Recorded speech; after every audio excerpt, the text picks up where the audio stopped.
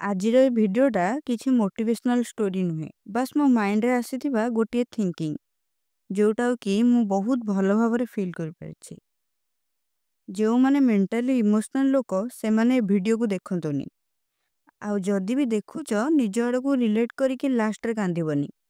प्रकृत रे जो माने सैड पर्सन हेइथांदी ना से माने अन्य को बहुत खुशी रखि परथांदी कारण से मानकु से फीलिंग्स ता जଣା थाए कि बिना वैल्यू रे बंचिबा केते कष्ट होइथाए।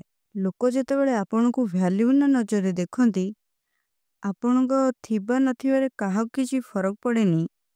काहा को आपनकर चिंता नहीं, आपनकर फीलिंग्स रो काहा को भी कदर नहीं, काहा को मतलब ही नहीं कि आपन अछंती ना नहीं जानिबा को। जो माने ए सब सिचुएशन दे कि गति करिसंती कि से माने थिबा नथिबारे काहा किछि फरक पड़ुनी। जो माने ए सब फीलिंग्स जानिछंती ना से माने चाहंती कि से माने जो भले सैड फील करछंती से भले आउ केही फील न करू। से माने पूरा चेष्टा करिके निजर 100% एफर्ट दियंती कि तांको जोगु आउ केही एमिति फील न करू। ए भले लोक माने निजे पछे भीतर भांगी जाइथांतु किंतु निजे चारि पाखरे सब लोकन को खुशी रखिया पई चेष्टा करथांती।